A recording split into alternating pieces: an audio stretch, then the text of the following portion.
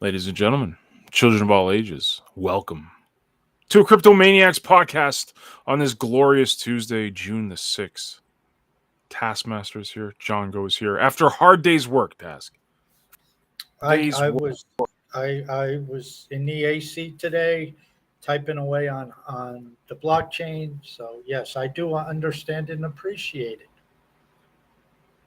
I'm tired, man. I'm not gonna Dude, lie. fucking working for a living will do that to you. You It got to get up more. sucks. You got to have an alarm clock. I mean, it's awful. You got to get up and make yourself coffee and breakfast, or grab a donut and make some lunch and take it with you. And I mean, it's working is shit. Yeah. It is. Yeah, it really is. Yeah. You Yeah, know, I am definitely not a fan of it. So, it sucks the life right out of you. yeah, man. Yeah, man. But we're here. We're here. We're gonna rock. We're gonna rock with the questions. We got a Q&A session coming up. Few housekeeping notes though. This usually we stream on Vim. For whatever reason, I can't get Vim streaming. I can't load the site, so we are. I say this, begrudgingly. We are streaming on Web2 platforms right now on YouTube and on Twitter, and we're even on Facebook because I guess people still use Facebook. I don't know. Do you, Task? Do you have a Facebook account or no? I might have. I think I had one many years ago. Probably, I don't know, maybe during Obama's first term. But if I did, I don't know how to access it. And I don't think I ever used Instagram. Well, I guess do they use the same login, or do you have to sign up for Instagram? I think you have to connect your account. I think I'm not totally sure. Well, I've never used Instagram, Yeah. and I didn't get into Twitter till you people pushed me into Twitter. But now I'm into Threads, and so fuck Twitter.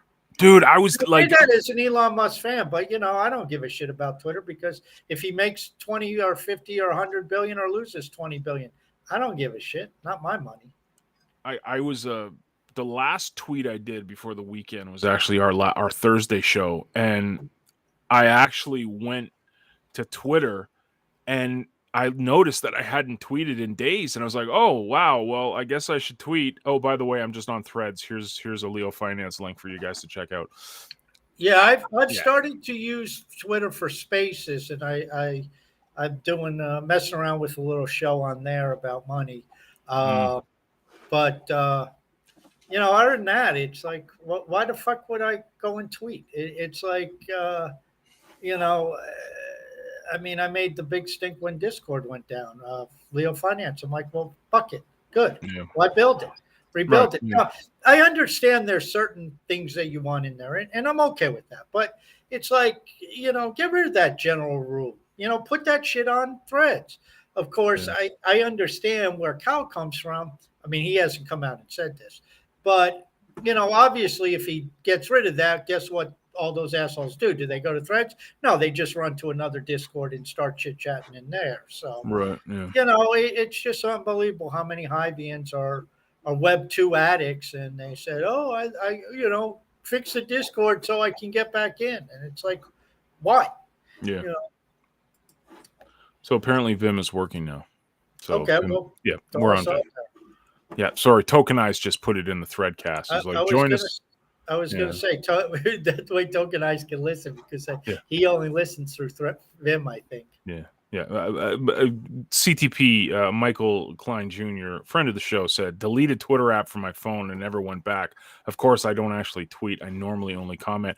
I usually just use Twitter for sports stuff, guys. Like I'm going to be, and, watching the Twitter crypto influencers, whatever. Who cares?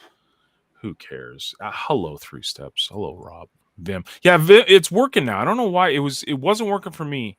And then Tokenize just put in Threadcast, so it was working. So I loaded it up, and now it's working fine. So there you go. Maybe Tokenize fixed it for you. I think so. He's a nerd. He's a nerd. We were talking about that. He's a full-blown nerd. So maybe he's straying into geek, and he fixed it for you.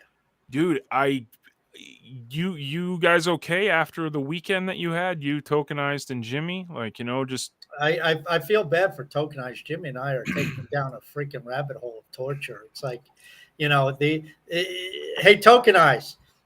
I'll tell you when to run. If either Jimmy or I try to make you a Jets fan, run, yes, run. yes, yes. That yes. that that that's a No, fake word. Jimmy's not a Jets fan. No, he's not. He's a He's a Cowboy fan. Cowboys fan. Which Yeah, which put come NFL season, that pits me against Jimmy. yeah, you're a Giants fan. New York Football Giants. Rob Willman, 3 Steps in Vim has a question. Okay, so is Threads on Leo the Hive replacement for Twitter? Yes. I would say so. That's a very good comparison. I literally use Threads to communicate. I don't really. If I tweet things on Twitter, it's usually to promote something I'm doing on Hive. I don't. I literally use Twitter to keep up with sports news. That's it. I didn't even know. Yesterday, I was at work all day, and apparently there was this big Binance thing with the SEC. Didn't even bother. Like, it's so good being out of the bubble when you're not in this little, what's going on in crypto Twitter? Ooh, what influencer is getting behind this and that? Like, I didn't, it didn't, you know what I did, Task? I got home and I powered up some Hive. That's a good thing to do. Yeah. And you were saying before we went on air, you powered up a little bit of Leo also, Yes. which is a good idea. And we're getting some questions on Leo. So there's best start. Absolutely. That's where you find Django. That's where you find me. That's where you find Tokenize. That's where you find RM Sadcree. There's a lot of us on there who are spending a lot of time on Threads. Django, I got a question for you. Did you notice the new notification system? Yes, on Threads. Did you notice the search of the notification system and what you could do? Yes, I haven't played with it fully just because my life has been an absolute gong show since starting this new job. I'm gonna rant. I'm not gonna rant. But yeah, no, I know it's all new UI, and even today there was some new stuff's got added. What's really cool is you can go into notifications and you can type in Taskmaster, and all of my engagements with you will come up. Nice. So when I responded, so effectively what we can do is we can go back and forth in a conversation simply by entering each other's name in our own notifications. And as soon as you reply, if I put in your name, I'll see the reply. I can click on it and I can reply, and we can converse back and forth. And that's how you don't lose each other. Now, of course, if you didn't know that we were chit-chatting back and forth and you're just seeing the notifications, you'll see me, and then you can, just isolate it to replies. And if Best Start replies to something, you'll see his name there, then Tokenize. Right. Nice. And it's really a powerful, and the AMA today, Cal said there's going to be more filtering tools applied to it. So stay tuned for that. Very nice. Would you like to dive into the cast, sir? Sure. Let's get into it. And of course, because even though Task and I use the day version, I'm using the night version for Threads because apparently that's what all the cool kids use. So we're not cool, Task. No, but we accept that and move on. Yes. Look at that. Look at that ad. Crypto slots. Make us money, Cal. Make us money. Mm-hmm. Nifty wants to know, what effects do you think the SEC suing Coinbase and Binance will have on crypto, if any at all? I mean, I'll let you go, Tad. I'll just say this briefly because I know you're gonna say some good stuff. Like I mentioned yesterday, this happened. I didn't even know about it. I still went in and powered up some Hive yesterday, and I powered up the Leo I got from my Leo bounties for delegating the Leo voter. Doesn't affect me at all, but crypto is, I'm sure people will lose their mind. But I don't know, Tass. What do you think? Well, we've seen this before. I mean, this is just round 8,000 with Gensler. And Coinbase is going to dig in and fight. You can bet your ass CZ will dig in and fight. Ripple has been fighting. So this is nothing new. I think personally, what is more telling, Hmm. and first off, the Coinbase action, they sent them, there's some type of notification the SEC sends out to companies. It's like a we're going to sue you notice. So they send it, I forget the name of it. They send it out, and it's basically saying, hey, we're going to be taking action against you. I think what's more important, is not this action that he's taken. He went on CNBC, and I think it's more telling what he said there. And Gensler came out and said, and I made a video about this a couple hours ago. He basically said, we don't need any other digital currencies. The digital currencies are USD, yen, euro. They're already digital, which is actually correct.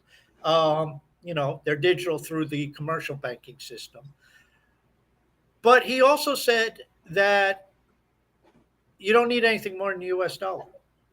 And basically he's saying there's no need for cryptocurrency. So now you have the head of the SEC who has the viewpoint cryptocurrency should not exist. And he's going to attack the industry to put it away. To me, and I said this in the video, this guy should be tried for treason and shot. Now, I don't know if this is exactly considered a high crime, so let's just shoot him and be done with it. But this is how this asshole thinks. And he does work for Biden. He does work for the White House, being in the SEC. Obviously, the Biden White House has not been real friendly to crypto. Of course, I do have to state the Trump administration wasn't very fair to crypto either. But the bright side of it, Nifty, crypto doesn't need government approval to succeed. So yes, this could be a real pain in the ass for those of us in the United States. But and again, it's only a pain in the ass from fiat to crypto or crypto to fiat. The rest of it doesn't really matter, because you can go get Bitcoin, and you can go get Hive, you can get HBD, and you can get Ethereum and Litecoin and Cardano and Uniswap and all this other stuff. It's just when you want to go to or from fiat, that's the problem. I think Coinbase has some staking and shit like that, but at the end of the day, we're better off staking on Hive. So, it's going to be one of those glitches. They're trying to make, this is operation, whatever the fuck they called it, choke point. They're trying to cut off the on-ramp and off-ramp to crypto. That's what they're doing. And they're trying to cut off the banking system and crypto, and exchanges are a key part of that. I don't know what type of success you'll have with Coinbase, because first off, Coinbase is a publicly traded company. So to get traded, they had to jump through hoops, and they had to present certain information to be approved to go public. And that's in accordance to SEC guidelines. So I don't know. And for those who don't know, Coinbase also sued the SEC because they're saying that Coinbase is out of compliance. Coinbase is saying, we asked, how do we be in compliance? And they never responded. So it's just a major go fuck. This was in Vim, and I had to show it to you so you could see it. Michael Klein Jr. says the SEC argument is stupid. They say staking is a security. I guess corn is a security because I can stake, plant corn, and get more of it. Yeah, I mean, it's actually that is the premise that was used in a ruling, or I believe it was a ruling by against the IRS, because the IRS said that a couple wasn't paying taxes on their earnings. Right. And what they had is, it was similar to like HBD, where they were paid with newly minted coins. So this isn't like getting interest from a bank or going to Coinbase and saying, I'm going to put up Ethereum and then you give me 4%, because they're paying you out of existing Ethereum. this was akin to the cake argument, where if I take all these different ingredients and I put them together and I make a cake and I sell it, it's a value added. And that was actually what they did. So it's the same premise as planting some corn and getting more corn. And, the IRS saying, well, you had a capital gain because more corn sprouted up. Right. No, the capital gain is not is you don't pay taxes till you sell the corn.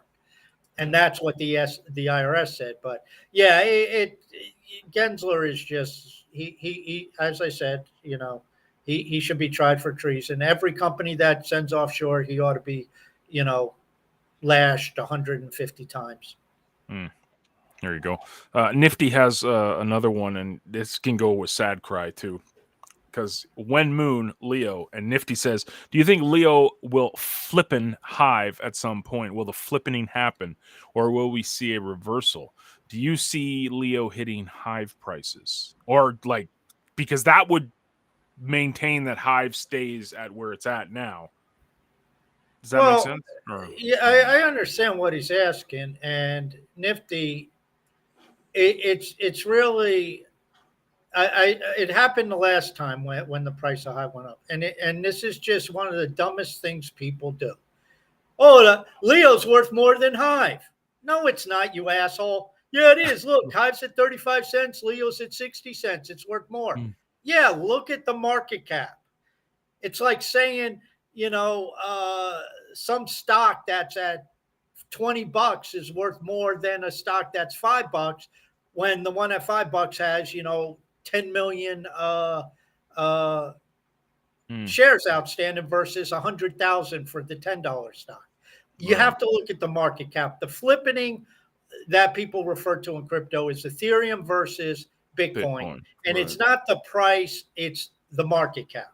Right. And so if you think the market cap of Leo will flip hive, I think that's crazy. It won't happen. Could the per unit price go higher? Sure. But there's only 15 million hive. There's 15 million Leo. There's 400 million hive. Do I expect hive at 25, 30, 50 cents, 75 cents? Yes, I can see that. I believe in this project. I don't have any numbers to go by based upon seeing the ad revenue, but I don't see why over time, if we don't keep building the next year, where $25,000 a month in ad revenue comes in, that's only $250,000, which isn't a lot online. I mean, we're not talking Facebook here. I mean, we're talking, $250,000. Well, what kind of hive would that buy up each and every month if you're pulling in $25,000 just buying ad revenue? And then, of course, you get the exponential growth, because the more of that's happening, the more excited people get, and the more excited people get, the more they talk, and the more they talk, the more people start to pay attention, and it just snowballs. So, the per unit price of hive could reach $1 again. I mean, that would put hive at $15 million, which, John, as an online business, an online platform, that's not a highly valued platform. Right. Yeah. We're not talking PayPal here, which is worth $90 billion. I mean, we're talking, 15 million. I love PayPal. I know. It's my favorite. Michael Klein in Vim says, in order for Leo to achieve a stable higher price, it has to establish a valuable function that can be quantified. Otherwise, it's just a theoretical value. You agree with that? Well, all values are theoretical, because market price actually dictates what it is, and markets are insane. But fact. Well, they are. I mean, you look at them. It's Tesla was $400. Tesla was $100. Now Tesla's $220. I mean, make up your mind. What was the value of Tesla? The market doesn't know. They move on emotion. But if you have revenue coming in, then you can certainly ascribe some valuation to it.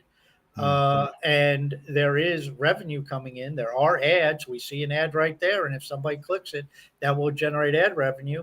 They haven't started buying the Leo yet. But we do have the delegation that is buying Leo every single month, and we could go and look in tribal decks or look on Leo decks and see what's being purchased Right. if you so desired. And that is, I mean, the delegation isn't a lot right now, but it's providing some price stability and actually generating revenue that is used to buy the token and distribute it.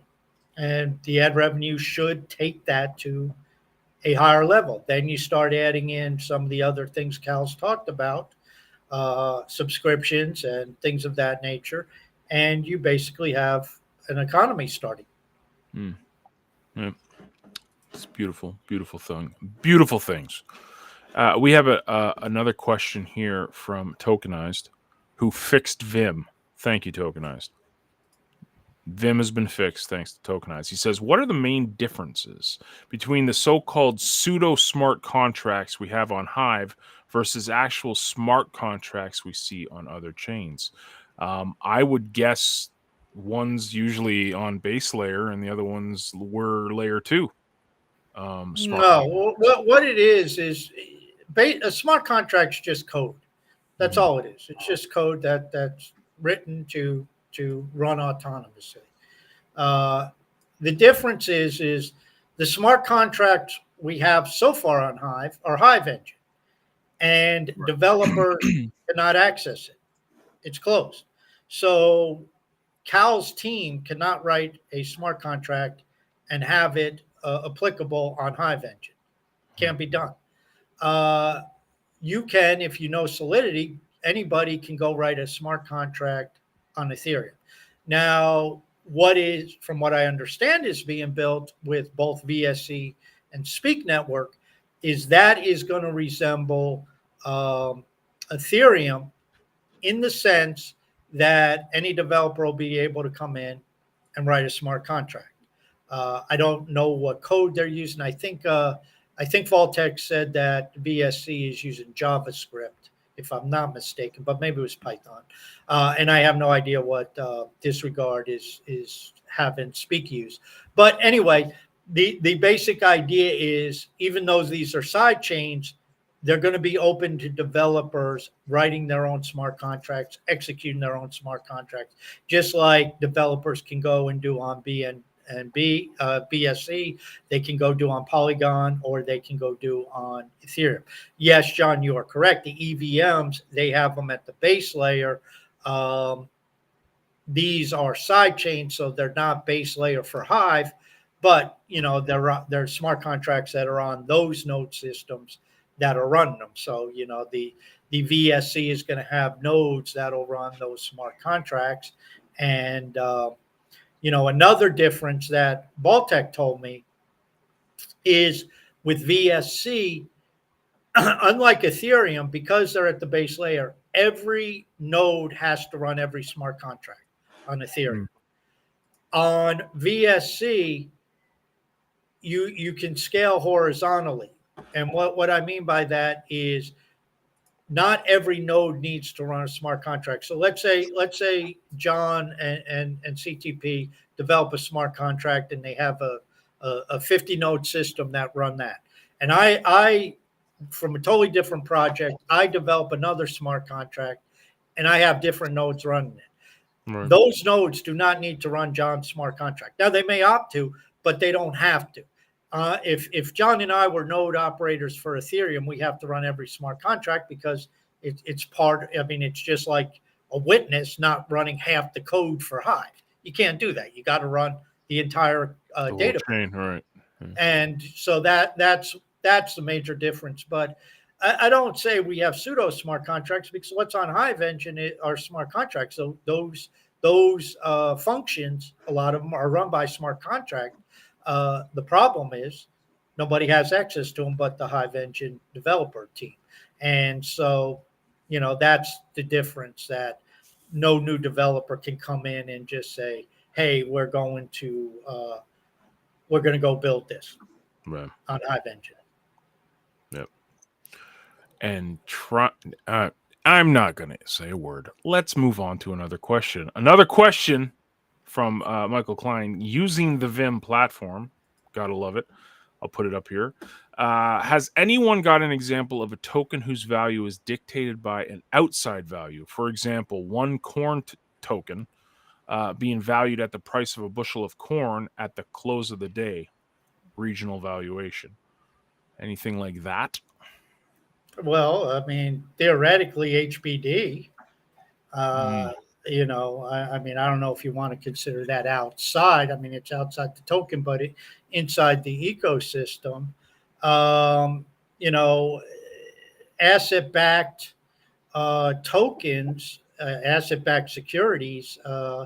I think are going to be. I mean, you're dealing with two different situations here. You're dealing with either. You can look at this in one of two ways. Either A, as an asset-backed token.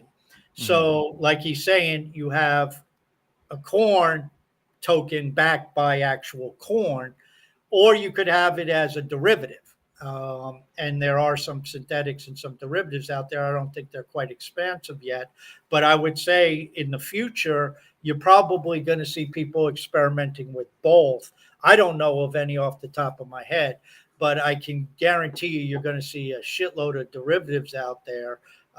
Well, actually, I'll give you an example of derivatives that are already in place is BHBD and PHBD, because BHBD and PHBD are actually backed by an HBD in the wallet when they're bridged over. So, I guess there you could say theoretically the value is pulled from the value of HBD on the Hive blockchain over to, as an example, BHBD on Binance. But in terms of the example you're using, I don't know of any, but doesn't mean they're out there. They're not out there. And I can guarantee you will see people experimenting with it. I feel more confident about the derivatives as opposed to the asset backing, simply because of the simple fact settlement becomes very, very difficult when you're talking about physical products and trying to store and house and move around physical products. There's a cost to that. So, but I'm sure people will mess around with it. And I mean, it's like anything else. I mean, a corn token backed by certain commodity, I mean, that'll have some appeal to some people. Yep. Hope that answers your question, Michael. Thank you for the question. A question from Cal. Cal wants to know, what are our thoughts on Leo? If you have We hate it. Yeah. If we have any concerns, what are they? Well, as Tass said, it's awful. Such an awful token. Apparently Taskmaster is going to sell his, I don't know, a couple 100,000 that he has or whatever. I just bought like 750 of them, but don't worry. Total garbage. Everyone should sell their Leo. See, what people don't realize, John needs the tax write-off. So he bought the 750, believing it's going to zero, so he can write off on his taxes. Yeah, currently on Hive Engine and Tribal Decks, Leo is at 7 cents each. I need everyone to sell it, so it gets down to back to like 4 cents. 3 cents would be great, and then I could buy more. So really, it's up to 7 cents. That jumped even more than earlier today. Yeah, it's that's the price on Tribal Decks, right? I mean, the feed, I think they still pull from Gecko, right? So that's that I think is slow to change. But I bought like 40. I had some swap Hive and I bought 40 Leo. I think I paid like. I just went and bought at the ask, and I think I paid 6.2 or 6.3 cents, 6.4 cents, somewhere in there. So, it's I don't know. This question is kind of like asking you and I, what do you think about Hive? What do you think? Well, I don't think there's like 2.5 years of shows about Leo like there is a Hive, but there's a number of shows. I think it's safe to say John and I are fairly optimistic about Leo. And I guess I'll mention I'm planning a post tomorrow for it, but I was speaking to Eliana earlier when I got off work, and one of the ideas we wanted, the CTP Talk account, we have like 10,000 hive power, which is not huge, but it's a sizable chunk. 10,000 hive power. There, people don't get anything for delegating. It's basically a bunch of accounts that we have control over. We delegate our hive power to it. So it's got a whole bunch of hive power. It's got an astronomical amount of CTP power. I think it's got over 300 or 400,000 CTP delegated to it and staked and whatever. But what Eliana and I are going to start doing now is we want to start curating for Leo with that account. So we went and bought nothing huge. It was 750 Leo, which was about $50 or so. We bought about $50 worth of Leo today. We staked it, and that's going to get the ball rolling where we're going to be curating. So it's my trifecta. You know, at the beginning of the year, I said I wanted to focus, and the focusing was Hive, Leo, and CTP. That's my little trifecta. So this account, the CTP Talk account, shameless self-promotion. If you want to get upvoted, just promote your content inside of CTPX. I will find it, even though I'm not around all these days. But I will find your content. I will upvote it. It will get a little bit of Leo. It'll get a whole bunch of CTP. It'll get a little bit of Hive too. So it's our little project. We're going to start doing this now. It's just putting some Leo in when we can and get the ball rolling. So Cal, to answer your questions, my concern is that the price is too high and I need it to go down just another couple cents for the next month. That'd be great. Then you can go to the moon. In 2 to 3 weeks from now, go to 25 cents. It's fine. I don't care. That's good. But just that's my concern. Thanks for listening. It's good. Yeah. No? I hope he's taking notes and puts it on his to-do list. Yeah. Crash price a high for Django. I'll be serious here. I'll mention a concern because it kind of came up with what Tokenize was mentioning. Point of failure for something like Leo is the fact that Leo is on Hive Engine. Is that a concern for you personally? And should it be as a whole, because we are all relying on the Splinterlands community guys to run Hive Engine? Is that a concern, do you think? You asking me, or is that for Yeah, Cal? I'm asking you. Oh, I certainly think it's a concern. I certainly think it's a concern. And my theory has been that when Speak gets their stuff up and running, I have a feeling that there will be a number of projects that at least mitigate their risk by doing some things on that platform instead of having full reliance on Hive Engine, because Hive Engine has two major problems. A, it's completely centralized, and B, it's a major honeypot. So you tap in there and drain everything. I mean, you can tap in and just drain everything. So I would say that it is a concern. Hive Engine was a great addition when it was added.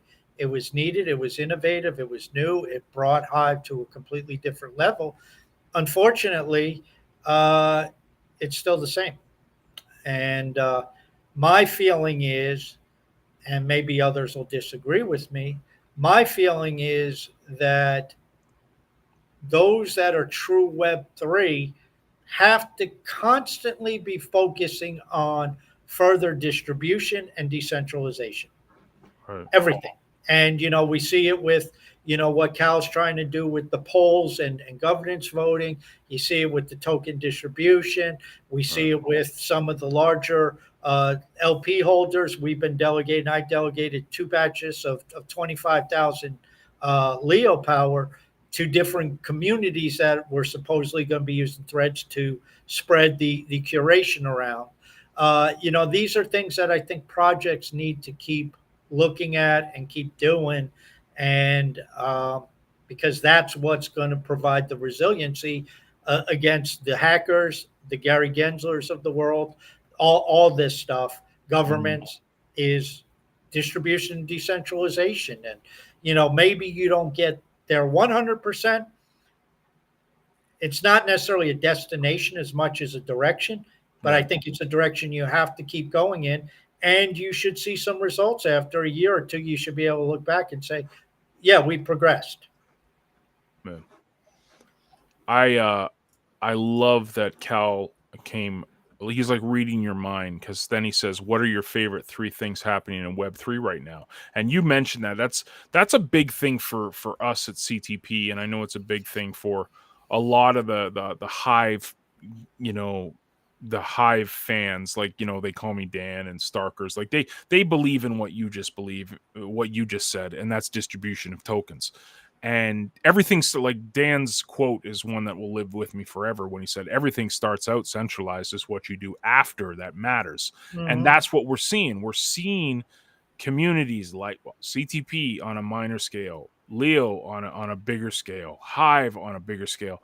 Like, these projects, if they're going to brand themselves as Web3, you're seeing the distribution. I've said this countless times. I don't want Eliana and I to be the king and queen accounts in CTP. I don't want that. I want Taskmaster to be a major stakeholder. I want 3 Steps to be a major stakeholder. I want Cal to be a major. I want as many people to get this token as they can. And I think that's what is my favorite thing about these projects and the trifecta, like, and CTP and Hive and Leo, is that we're actually living this stuff. We're not just putting a tag out and saying we're Web3. We're actually trying to distribute the token. And you're seeing it with the Leo ads. Like that, the whole idea of that is to get people the token in their wallets, more and more tokens in their wallets to stake, so they have ownership of it. That's what excites me the most in Web3. I don't know, anything added to that? Well, I mean, I guess you're talking in general terms, not specifics. I don't know, what he means with the question, but to me, the most powerful aspect of all this is the combination of social media and finance. And to me, that's incredibly powerful. Yeah. You are merging 2 industries into one. And so what we have before us in Leo, in my opinion, is we have the epitome of that. And I think what Tokenize brought up, I think the major hindrance is the fact that we don't have developer accessible smart contract platforms on Hive, Right, or tied to Hive. We will by the end of the year, I believe. I don't know the pace of what Disregard and what Vaultec are doing. Those are 2 separate projects, by the way. And so I can't speak to exactly the timeline, but I feel, another 6.5 months still left in this year, almost 7 months, that they could be a long way towards having stuff out in the wild where right, developers can start to play and build on this stuff. And it, may not be a finished product, but it'll be moving in that direction. And what I've said before with Leo, and I keep harping on Cal, so I'll harp on it again, Cal. We need collateralization of the Leo token. Because if you can take your Leo that you can get by your actions on Hive, on Leo Finance, excuse me, whether it's thread or whether it's long form, and you get this Leo or curation, you get this Leo without having to buy it, although, as you know, buying 750 helps grow your account a lot quicker. But you get your Leo, however you get your Leo, then if you can collateralize it for, let's say, HBD or another stable coin or something, and then you can use that to go and take that value and apply it for something else.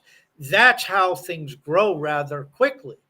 And, you can imagine, I mean, what we were talking about with Nifty's question, what if there is 15 million here in Leo? What if we could take 5 million of that and leverage that and use that for other purposes, garnering, I don't know, 20% return a year? That's an extra $1 million the community's making by leveraging something in addition to whatever it's doing with the price, because you collateralize it, you still own it. So if the price goes up, you still get the appreciation. These are things that I think we need to take a look at, and that's what Web3 is. And we mentioned the ads. one of the things that I like about the ads is, to me, this is the epitome of Web3. Right. Ads are all over the internet. The problem is I don't get any of that money when I run all over the internet, no matter what the site is, whatever ad I see, I get zero of that money. On this, I see ads on Leo Finance. I love seeing them. I love doing a threadcast and it getting long enough where all of a sudden, boom, an ad shows up, because I know damn well that's good for us, because at some point that means, with the time on site and the pages and maybe some people clicking through and all this other stuff, what does that do? That is going to give me an ROI on my Leo. And it's not so much an investment perspective, it's a payout. It's a percentage of the revenue of this platform. So now I have a stake in the revenue on this platform, if you will. Yeah, I love it. And that ad's new. There was a different ad showing crypto slots was when we started, and now we got bc.game showing up. So keep showing those ads. That's what I love about it. I mean, I mentioned that post last week where I said it really reminded me of Splinterlands. Like, this is not a secret. Like, Leo ads is not like this deep secret that, like, oh my gosh, we've been talking about it for a year and a half. You know what I mean? Like, oh my gosh. If it's a secret, it's like the abominable snowman. It's like we've heard about it. We think we've seen it, but nobody can prove it. Yeah. We got a picture of it in the 70s, and it was really fuzzy. Yeah. It wasn't a guy in a Sasquatch outfit walking through the woods. No. Yeah, it blows my mind, man, because then what's going to happen, like we're seeing, like Leo's going to go to 25 cents, and it's going to be the same old speech. Oh, you guys are so lucky. You got in when it was 4 cents and 5 cents and 6 cents. No, not lucky. I have said this countless. I am the absolute world's worst investor. In the history of investing, I'm probably up there with like the worst.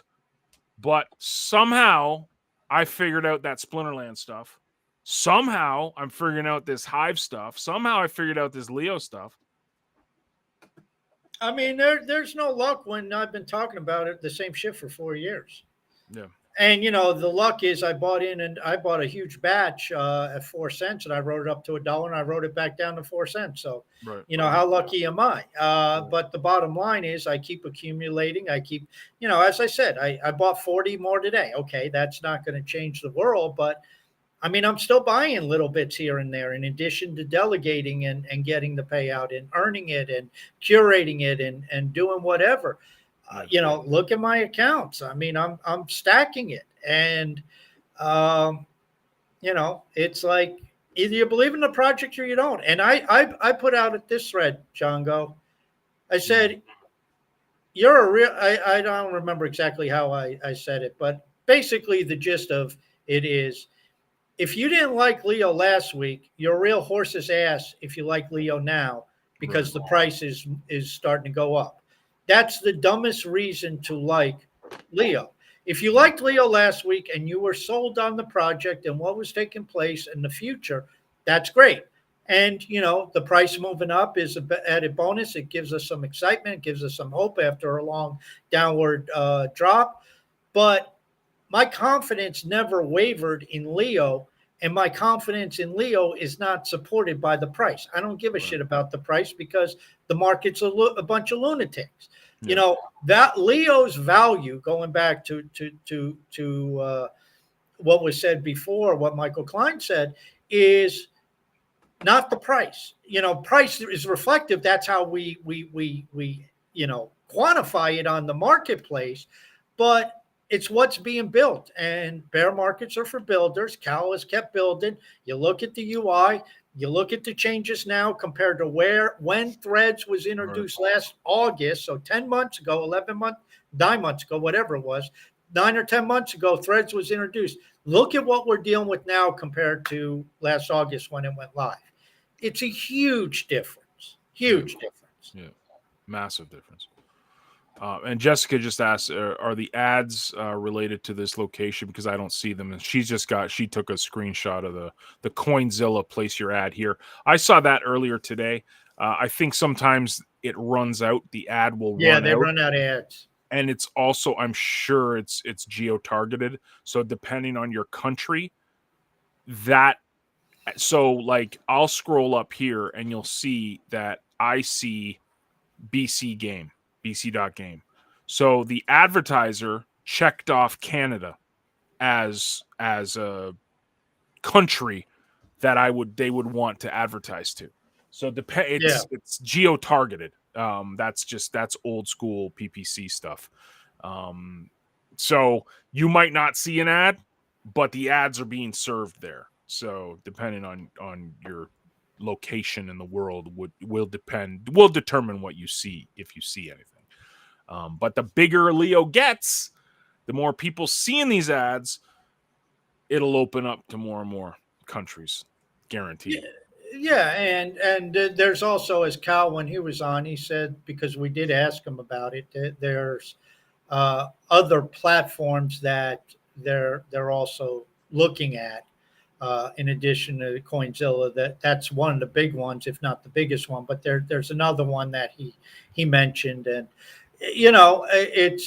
that's where the community feedback. He actually got the name of a couple from a conversation I had with, I think it was Forex Broker, who was talking about it.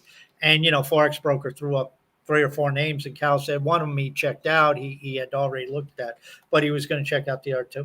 And that's how the community. I mean, one thing to Cal's credit, when you put up something legit, even if it's not legit, and you use the feedback tag, he reads that. He reads the feedback tag, and he does take ideas from the community. So to sit there and think this is just him, thinking stuff up, it's not. I mean, when you throw ideas out there, and I've written, I don't know how many articles with ideas, and a lot of times I've written multiple articles about the same idea, and some of the ideas I'm still writing articles about, because by God, he's going to listen fucking one of these days. Or I'll just keep writing articles about it till he does. But he does read that stuff, and he takes it into consideration. And, we do see things popping up that people say, hey, this is a good idea. And, I don't know. I guess he got it from Twitter, but, the idea of mixing a lot of these ads in as tweets or as threads, excuse me.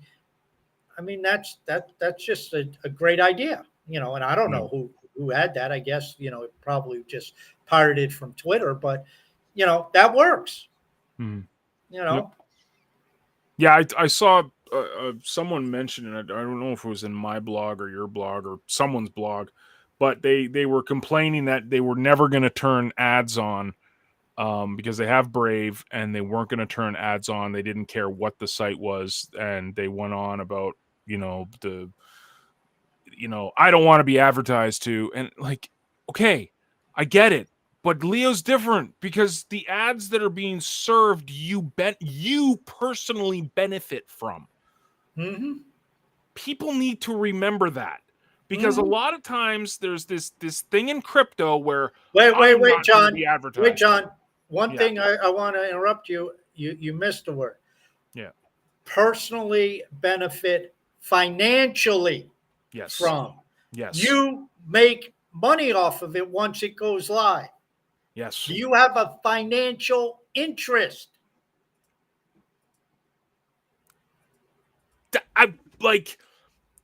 This is Web3, folks. Like, we all talk, we want to be Web3. We all talk, we want decentralization. We are a part of a place that is serving ads to other users we benefit directly financially from. That is the definition of Web3, in my opinion, at least. So, obviously, there's ads showing. You guys are seeing them right now. I turned off my ad blockers for Leo. Now, I'll keep them on for YouTube. I'll keep them on for all those, the Alphabet Gang, like whatever they're, Alphabet Inc. or whatever they're called. I don't even know what they're called. Google. The Google Alphabet Inc. Isn't that what they're called? Yeah, they're Alphabet. Yeah, I can't even remember. I'll shut the ads off for those and feel no way. But serve me the ads, Leo. Serve them all. Keep them coming. Thanks for listening. And as I've said, my forecast, my opinion is this: there will be a major bump. Now, I don't know if it'll necessarily be reflected in the markets, but there will be a major bump the day the ad revenues are announced with a date. And Yep. then there will be another bump the Payday. day Yep. those are actually distributed for the first time.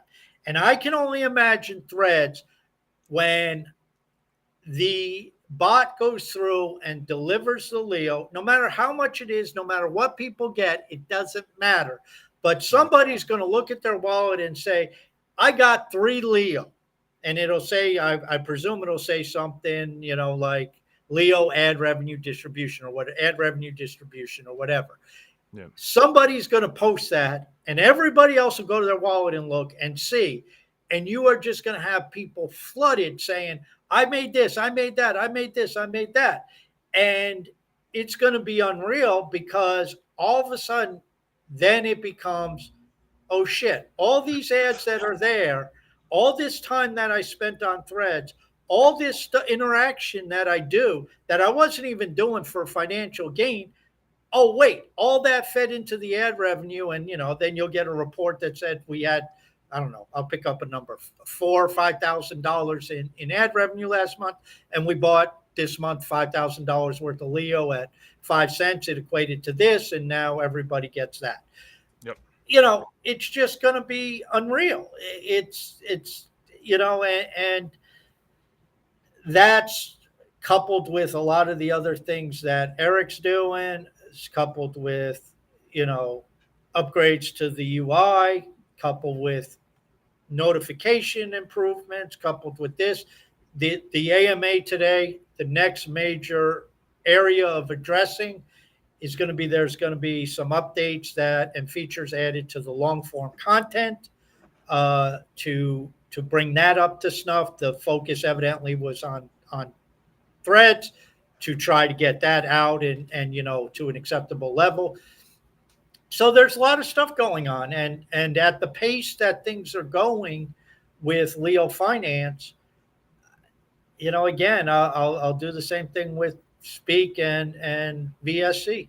By the end of the year, which is 6 months away, I have a feeling Leo Finance is going to be in a very interesting position. And I'm not talking the token price. I have no idea what the token price is going to be. It could be 5 cents still. It could be 7 cents. It could be $2. I have no idea about that. But the platform itself, I think there's going to be a lot of cool things added. And none of it by itself will be earth-shattering. Yeah. But I think it's going to be a lot of upgrades, a lot of features added, a lot of minor improvements that collectively, at one point you sit there and say, holy shit, look at all that's here. Yeah. This probably won't show, but it's it's in Vim again. This is Michael Klein said, ads, especially those served by outside the community, contribute to the financial increase of the ecosystem. The downside to almost every paid-to-click program is that the advertising is paid for and served by those inside the community. Therefore, it's just throwing money back and forth, hoping to get more money for the other guy. Well, yeah, and paid to clicks, but this isn't a paid to click. This is old school. This is PPC. This is, what is it? It's crypto. It's Zilla. What is it? Coinzilla. So it's not the standard paid to click PTC that you might be thinking of, Michael. It's a ad network. It's I'm willing, like I maybe I'm mistaken, but as far as I know, Coinzilla, you need a minimum of like, I think 1 Ethereum or something to start advertising with them. So if anyone wants to go and advertise on Leo Finance, I think it's a great marketing idea if you have the budget, but you need like a minimum. I checked, it wasn't like you could throw up $5 and get ads in there. You had to put a campaign out for like $1,000 was like the minimum cost for an ad buy with them. So Yeah, I think you're right. I think it's a whole advertising network, and a lot of it they take all the metrics, and not only is it number of clicks, but it also talks about page views. It also yeah, talks about time on site. They take all those metrics and quantify them. yeah, But to extend the idea, look at all the space on this screen here. yeah, Now, is there a uh, and we kind of have it a little bit with promoted, but is there an opportunity where, let's say, under the publish button, you have a banner ad, let's say, that some member of the community who has a business, let's say, just say CTP. CTP rents for a month or something, or maybe there's 3 or 4 ads that rotate through, and you mhm. pay X number of whatever or in Leo, Leo or in HBD to uh, to advertise there. Could you have something like that? Um, and keep in mind the other thing with all this is just leofinance.io/threads. There's also all the long form content pages. There's also Hive Stats. There's mhm. also Leo Decks. There's all these other sites that have been built out that people go to, Yep, and okay, they're not frequented nearly as much as Threads, but again, it all feeds the same pool. And right, so if you get these ads, which they're going to do on Hive Stats, you know, maybe that generates another few $100 a month. It's not going to, set the world on fire, but maybe it generates a few $100 a month. These are just some of the things that you have. Maybe at some point, I mean, there's already talk about Leo Shorts, or Shorts built into to Leo Threads through maybe something on the back end with Three Speak or Speak mhm. Network. But what's to say that you couldn't put a 10-second ad at the front of a short video or at the end of a short video or something like that? I mean, these are just potentialities that are out there. And, I'm sorry. I mean, Brian of London disagrees with me. He thinks advertising is going away. I don't think it's going away anytime soon. Mhm. The internet is not going to change that quick.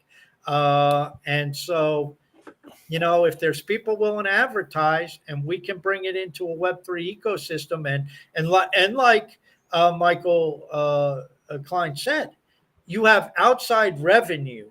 And that's essentially what it is. Outside Bitcoin is coming Right, in because that's what right, yep, the advertising pays in is Bitcoin.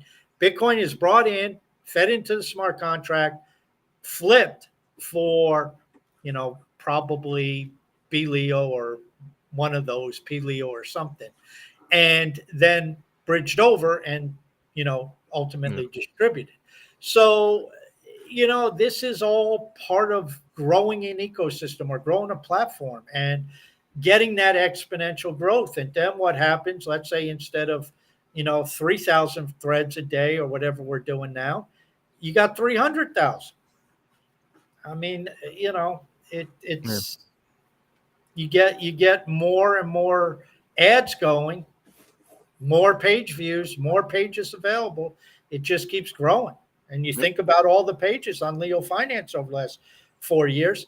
I haven't checked, but I imagine you go and click a 2-year-old post. There's probably an ad on it. Well, If there's your, oh, I'm only going to get rewarded for 7 days of content. Well, if you're a part of Leo and you have staked Leo and you have good content and it's out there and ads get clicked and ads get seen on these old posts, Web3, folks. A lot of people talk about it. A lot of people talk about it. Very few actually do it. And that's why Task is bullish. I'm bullish on this stuff. So, dude, what do we got? What do we got on Thursday? Another Q&A? let me just go over and be in the Web 2 connoisseur that I am. Oh, of course. Yes. Let me just check and Connoisseur of Web 2. Oh, you're Okay. in Discord. I think we're going to go ahead, John, go and announce it. Okay. 8 p.m. Eastern time Okay. on Thursday. Yes, we 2 have a days, big announcement. Yes. 2 days from now, you are going to have a merger Oh boy. of Cryptomaniacs Oh and boy. Cryptoholics. Oh boy. So, Django, Oh boy. myself, Nifty, and Eric, also known as A Nomad Soul. I won't tell you what Nifty's username is because he has the toughest username to know. But anyway, L33E backwards. Yeah, nifty. Easy. Yeah. uh, Yeah. um, I think we're going to try to do a 2-hour show with the four of us. Um, we don't know where it's going. We probably won't have any platform planned. Maybe we'll put together a threadcast, most definitely, and we'll probably take questions and we'll combine talk about Leo Hive, feet, beer, tequila, and whatever else they talk about on there. Music, Yes. Yes. drugs. Uh, Leet Most master. of this is nifty. I don't know what the hell Eric talks about. The tequila's Eric. The rest of the shit's nifty. So I don't know what that is. The holics and the maniacs. We'll call it the maniac holics or something. We'll do a brand Yeah, for yeah. it. Somebody put together. Go to your Canvas, Canva. whatever that, Canva, yes, sir. Canva, and create some memes, create some placards, and Please, yes. put some creative stuff together about cryptoholics meeting cryptomaniacs or whatever, and throw that shit all over threads and have fun. And if I see them, if John Go sees them, we'll upvote them and For sure. have a good time with it. And tag myself, tag John Go if you want, and create us some neat stuff. And that'll be 2 days from now. And so a Nomad Soul, Tokenized Society, you'll be able to knock out 2 birds with 1 stone, as they say. Perfect timing, and thank you for them graciously doing that. So after work for me, so it's not. Well, they usually go on about. They go at 9 o'clock or something, right? Yeah, they're. Yeah. Eric's in. I don't know what time zone. I don't know what time zone either of them in. I think Nifty's in the United States, but I don't know what time. No, he's East Coast. He's East Coast. He's East Coast, so he's like Eastern Georgia time. or something, and then I don't know. Eric, I think, is Central. I'm guessing he's either Central or Mountain, because that's the only. There's 3 time zones in Mexico. Dan's right? Pacific. Yeah, but he's not on the Pacific coast. He's more Central or Mexico City ish, I think. Oh, Dan's Pacific time. No, not Dan. Eric. Oh! You're saying he's not Pacific because Eric. I don't think he's West. Pacific. Okay. Because I'm pretty sure he's more Central than. Oh, okay. I see what you're saying. Yeah. I don't know. I don't know where our other good buddy is. What's his name? We have good buddies. Yeah, the one from Three Speak. Starkers? No, from Mexico. Oh, Eddie. Yeah, Eddie Spino. Yeah, Eddie, I think he's Mexico City-ish. He's Mexico City-ish. Yeah. Okay. Yeah. I think he said he's in a city like an hour outside of Mexico City or something, like a suburb or something. Don't know. I get this is what I love about Hive. I get so much education. I learn about football. The Venezuelans are trying to teach me Spanish. And I'm getting a geography lesson of Mexico. That's perfect. Yeah. And next we can do Buffalo Bills education. Yeah, well, we could. I mean, it's NFL season's coming up. Man.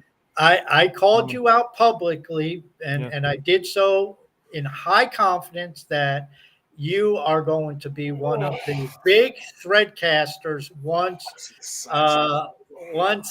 football season opens. And I was thinking about this today, John, because I knew you would do something stupid like that. And congratulations. See, what people don't know is baseball is the American game. And obviously in North America, when it comes to hockey, that's Canada's game. I don't know if hockey is considered Canada's game because it's big in Russia and stuff like that. But certainly in Canada, in North America, hockey is Canadian. And that T-shirt that John's wearing, the Toronto Blue Jays won the World Series back to back I think it was 92 and 93. 92, 93, yes, sir. They won it back to back. Yes, sir. And we did not allow that to happen in 30 years. In fact, we made sure of it by taking the other team out of Canada and bring them into the United States. And of course, we were so nice, we put them in Washington, D.C. Yeah, that turned out great. Yeah. Now, since that time, how many Stanley Cups does Florida have? The Sunshine State, the Tropics? We got like 4? Dude, now go look at the rosters of all of those teams that have won Stanley Cups over the past 20 years plus, and you'll see a stat that's amazing. Like 70% of the players are from Canada. So, well, I always get a kick out of when I see a hockey player's name, it ends in like YZ or ends in X. I'm like, okay, that's not an Irishman. I mean, yes. You get these Russian names and you see it, and it's like, dude, there's no vowel in his whole name. Yeah. It's like the closest thing to a vowel is like a Y. Yeah. Michael Klein says, looks like you have some red goop spilled on that nice blue hat. You should wash it. Guy who lives in Arizona talking about sports. Take it easy, man. The Cardinals haven't had exactly. Who do they have? They have Kyler Murray. D-Hop's gone. They waived him. So yeah, well, and Kyler Murray has been a major bust. He's not as bad as Baker Mayfield, I don't think, but Kyler, from what I've read, I don't pay enough attention. So if I'm out of school here, I do apologize, but I hear his leadership abilities are highly questioned. His dedication's highly questioned. Yes, he didn't go to practice. He played Xbox instead of going to team meetings and practices. Well, Allen Iverson didn't do practice either. So, and he's one of the best small guys in NBA history, Hall of Famer. So, but Kyler Murray, his skill set is incredible, but you need more than that as a quarterback, and I don't know if he's the one to lead that team going forward. Now, their Diamondbacks are having early on a surprisingly good year, so there is that. And they Kevin Durant bombed out in Brooklyn, so now you got Kevin Durant in Phoenix. Have fun with that one. Yeah, he can't win without Seth Curry, obviously. Do they? They got Wayne Gretzky's hockey team, don't they? Isn't that the Coyotes? Isn't that Wayne Gretzky? No one owns them. The NHL actually owns them, and they can't get the funding needed for a new stadium, so they're probably gone. Didn't Wayne have something? No, he was like the coach or something. I think he was the head coach for like a season or something. But anyways, I don't really follow. This is a really good shameless promotion for our Sunday night sports nerd show. Everyone should come on Sundays at 7:30. Well, okay, I got a question about your sports nerd show. Yes, sir. Do you do a threadcast? We did one last week, but I was on the road this week, so I didn't have time to set it up. But we did one last week. No one mentioned a thing, but I mean, yeah. It takes a while to get people into the threadcast. It's yeah. But hey, I got to give RM Sedcree credit. I mean, he did gangbusters getting the EPL people and the football fans together. See, I even call it football now, John. No more soccer. I know. And he's Canadian too. I mean, that's like, can't get him to talk about. This is Canada though in 2023. You can't get Canadians to talk about hockey, but you can get them talking about EPL. And you it's funny at work. This is going on and on. We should end the show, but I'm at work and all the guys are a little bit older than me, and they're all because the CFL season is starting this weekend, and they're all like, "Oh, what do you think about the Edmonton team?" I'm like, dude, I don't watch the CFL. I watch the NFL. No, yeah, go Edmonton. Sure, it is. I mean, I know the CFL. We always looked at when Doug Flutie left. That was when he couldn't make it in the NFL. He went up to the CFL and became a star. And that happened with a lot of guys. I think Desmond Howard couldn't cut it in the NFL. He ended up Warren Moon. The only guy to go in reverse who was incredible was Warren Moon. He was great in the CFL, and if anything, he was as good, if not better, in the NFL. Hall of Famer without a doubt, but. Is the CFL big up there? I mean, it's huge. It's Is huge. it really? It's huge. It's a gate-driven league, and like places like Saskatchewan packed, Montreal's packed. Edmonton's got such a massive stadium that it's hard to fit like 70,000 people in a game, but they'll still get 20,000, 30,000 people. Toronto was always a popular team. Toronto was decent, but Toronto's such close proximity to Buffalo that it's kind of, you have a lot of NFL fans in Toronto too.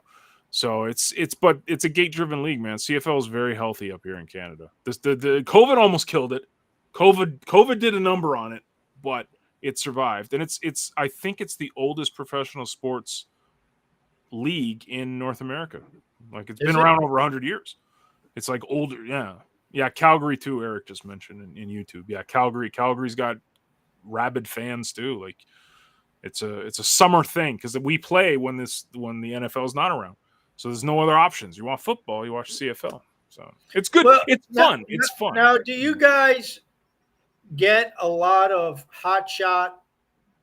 I mean, well, actually, I don't know. Do the Canadian colleges even have football teams? Yeah, but who are your players? Are they refugees from the NFL? And no, like you get the odd guy like Chad Johnson, Ocho Cinco came up here, 10 years ago and played. Yeah, but by then his career was done. Right. So you have these guys that the tail end of their career, they might come up here to get a little paycheck, but it's